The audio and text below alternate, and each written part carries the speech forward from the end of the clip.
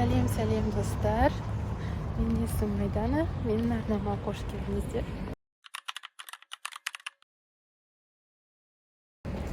Бүгін бізде осындай блог түсіру ойда бар.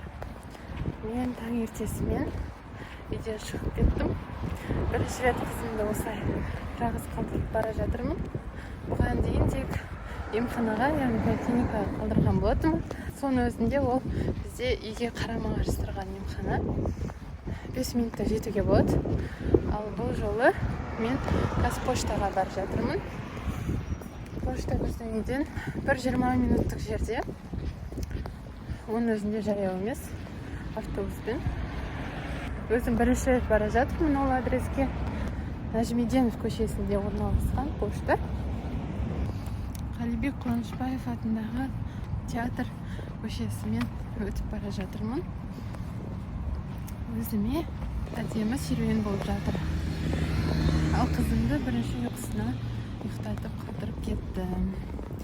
Мен келгенше оянса да, біраз жақсы көңіл-күймен жүреді деген ойдамын. Ал поштадан не алатынымды кейінірек көретін боласыздар. Зерекіммен қалды десеңіздер, үйде әжесі бар және әкесі де қалды. Мен барған соң жұмысқа шығады. Қазір сағат 9:30. Біздің таңымыз 7:20-да. 7:15-те басталды. 1,5 сағаттан соң өзімнің ұйқысы келгенін байқап, мен де ұйықтатып, жақсы жоспармен шығып кеттім.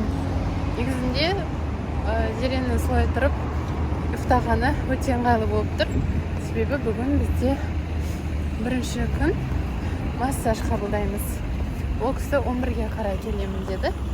Яғни ұйқысын, тамағын бәрін реттеп қою керек сол уақытқа дейін. Жөнелтілім дейміз бе, әлде тапсырыс дейміз бе? Әйтеуір алып шықтым. Енді қазір автобусымды күтіп тұрмын. Үйге барамын. Қызым әлі оянбаған шығар. Бірақ сонда да үйге асығады екенсің. Қазір автобустан түскен соң тағы кішкене жүрем. Сөйтіп үйге жетіп қаламын. Алла жазса. Жаңа үйдегілермен сөйлесіп жатырмын. Ұйқыдан тұрыпты жаңа. Енді ұйықтағанына 30 минут болды. Зеретай массажын алып болды. Жер жинастырып жатырмын. Осындай биік үстелдің үстіне жасайды. Бұның алдында алған массажист бізге мойнына массаж жасамаған болғандықтан мен осы 6 айында жаңа массажистті алдым. Бұл кісі оған қарағанда қымбатырақ. Шынымды айтсам, бір курсы 85 мың, яғни 10 күнге күніне 8,5 мыңнан 85 мыңды құрайды. Бірақ та бұл баға не жалко деп айтсам болады. Себебі бұл кісінің опыты көп, 35 жыл медицинада жұмыс жасайды. Және бір қызығы, мен осылайынан май дайындап қойған едім. Ол кісі майды қолданбады. Яғни майсыз жасайды екен массажды. Ондай специалистер Астанада мүлде аз деп айтты маған. Көреміз енді қалай нәтиже беретінін. Бірақ маған ұнады. Ал енді поштадан алып келген затымызды бірге ашайық. Какаду сәбиге арналған ыдыстар. Мен бұл жеткізуді өте көп күттім. Та-дам! Вау!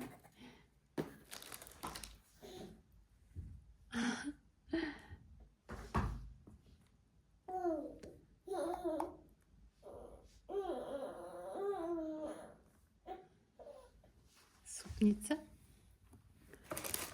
Паяльник.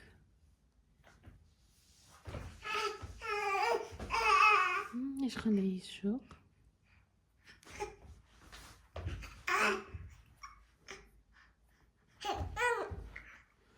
Қызым келе жатыр. Ай. Ашу қиын екен ғана. Опа. Жері тиспе. Келесі бізде грызунок қой істейтін. Гиблет.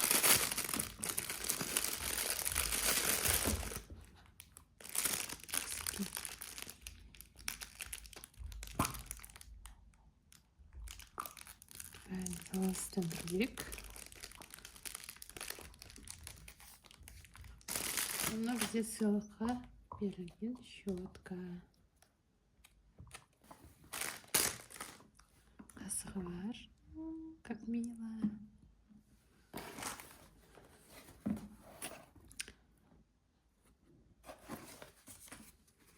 Бұл қағазды қазір асырпай оқимыз.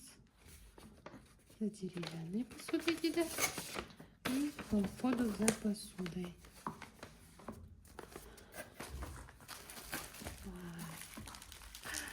Как классно.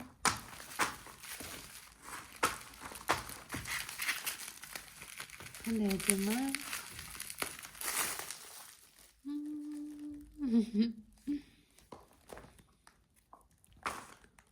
Так классно. Жақсылап кигізу керек. И бұл бізде присоска болады.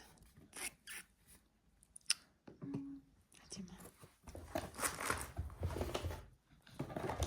Және осындай